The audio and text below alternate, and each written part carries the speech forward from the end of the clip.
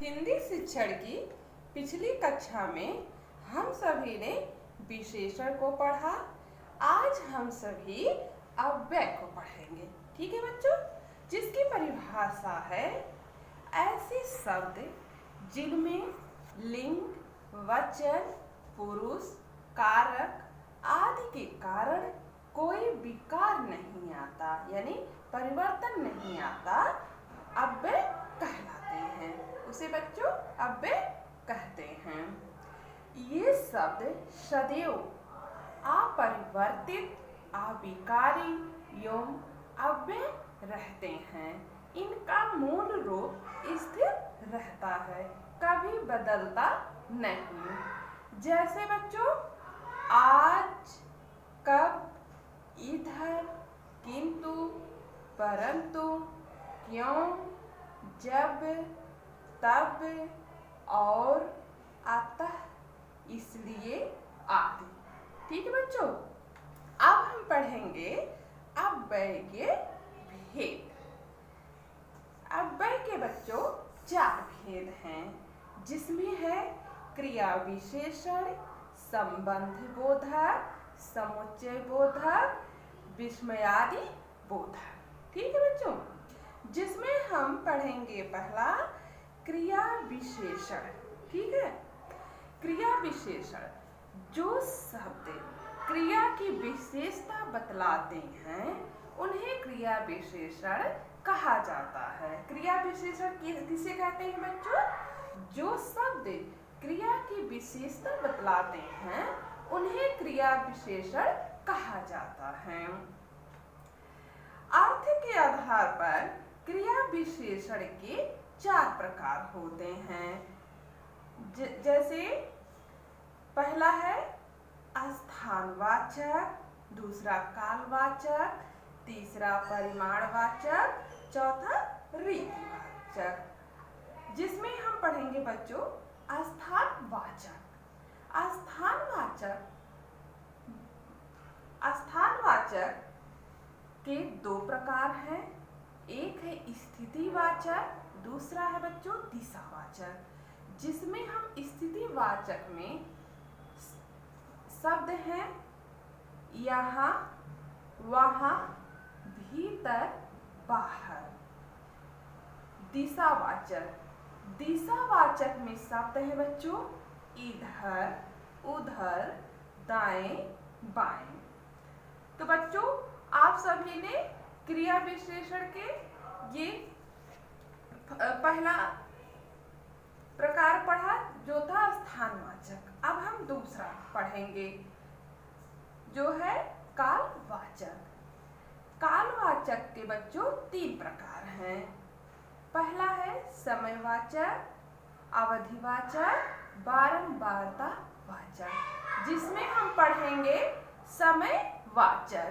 समयवाचक में शब्द है बच्चों आज, कल, अभी, तुरंत। अवधिवाचक में शब्द है बच्चों रात भर, दिन भर, आज, कल, नित्य। अगला है बच्चों बारंबारता वाचक, जिसमें शब्द है हर बार, कई बार, प्रतिदिन। ठीक है बच्चों, अब हम पढ़ेंगे तीसरा परिमाणवाचक, जिसमें बच्चों 5 प्रकार हैं। परिमाणवाचक के 5 प्रकार हैं। अधिकता बोधक, न्यूनता बोधक, पर्याप्ति बोधक, तुलना बोधक, श्रेणी बोधक। जिसमें हम बच्चों पढ़ेंगे अधिकता बोधक। अधिकता बोधक में शब्द हैं बहुत, बहुत, खूब, अत्यंत, अति।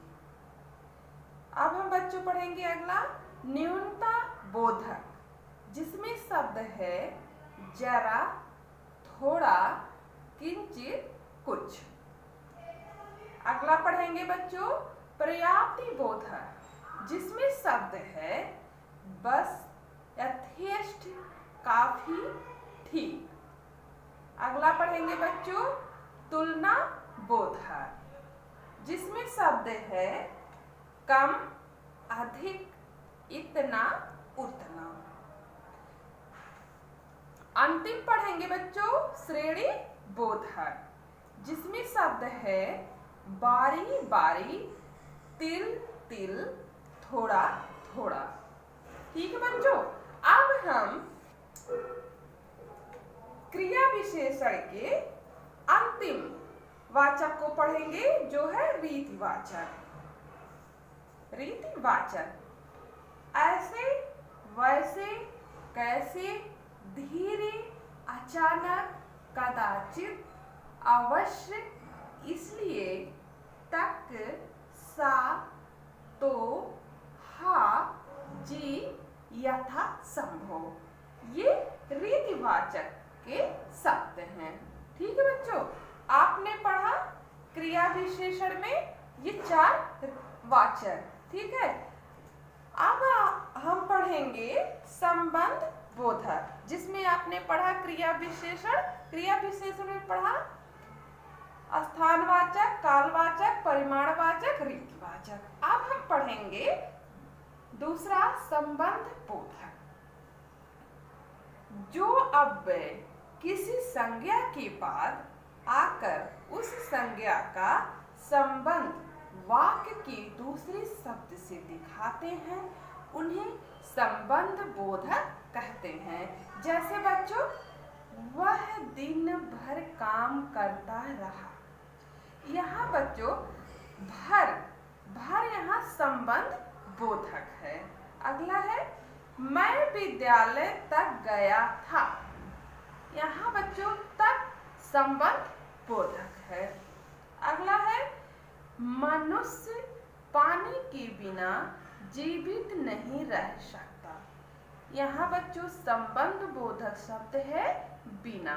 ठीक है, कुछ और उदाहरण हैं, जैसे अपेक्षा, समान, बाहर, भीतर, पूर्व, पहले, आगे, पीछे, संग, सहित, बदले, सहारे, आसपास, भरोसे, मात्र, पर्याप्त, भर, तक, सामने। ठीक है बच्चों, अब हम पढ़ेंगे तीसरा समुच्चय बोधक। अभी आपने पढ़ा बच्चों क्रिया विशेषण, संबंध बोधक। अब हम पढ़ेंगे समुच्चय बोधक, जो है बच्चों दो वाक्यों को परस्पर जोड़ने वाले शब्द।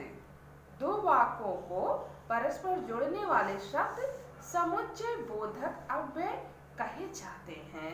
जैसे बच्चों सूरज निकला और पक्षी बोलने लगे। सूरज निकला और पक्षी बोलने लगे। यहाँ बच्चों समुच्चय बोधक शब्द क्या है? और है। ठीक है, यहाँ और समुच्चय बोधक अव्यय हुआ। समुच्चय बोधक अव्यय मुख्यतः दो प्रकार के होते हैं। पहला समानाधिकरण, दूसरा व्यधिकरण। जिसमें हम बच्चों पहला पढ़ेंगे समानाधिकरण समुच्चय बोधक। इसके 4 उपभेद हैं: संयोजक, विभाजक, विरोधदर्शक, परिणाम दर्शक। जिसमें बच्चों संयोजक में शब्द है अर्थ, एवं, तथा। विभाजक में शब्द है या, अथवा, नहीं तो। विरोध दर्शक में शब्द है पर, परंतु, लेकिन, किंतु, मगर, वरन। परिणाम दर्शक, इसमें बच्चों शब्द है इसलिए, अतः, अतएव। ठीक है बच्चों, अब हम पढ़ेंगे दूसरा व्यधिकरण समुच्चय बोधक। इसके भी 4 उपभेद हैं: कारणवाचक, उद्देश्यवाचक, संकेतवाचक, स्वरूप वाचक, जिसमें बच्चों कारणवाचक में शब्द है क्योंकि, जो कि, इसलिए। उद्देश्यवाचक में शब्द है बच्चों कि, जो, ताकि। संकेतवाचक में शब्द है बच्चों जो, तो, यदि, तो, यद्यपि, तथापि। स्वरूपवाचक में शब्द है बच्चों कि, जो, अर्थात, यानी।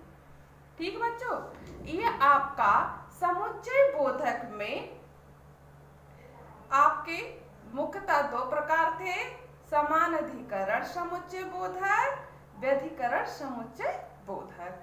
अब आपका अंतिम है विस्मयादि बोधक।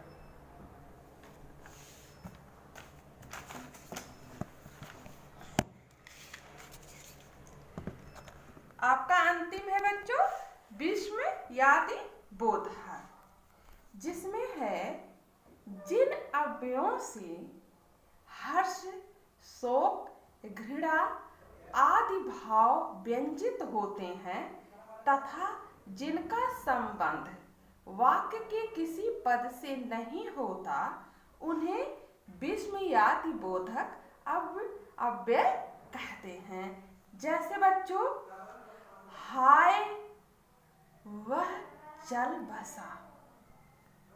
ठीक है बच्चों, अब आप सभी गृहकार्य लिख लीजिए। अव्यय को परिभाषित करते हुए अव्यय को उदाहरण सहित स्पष्ट कीजिए।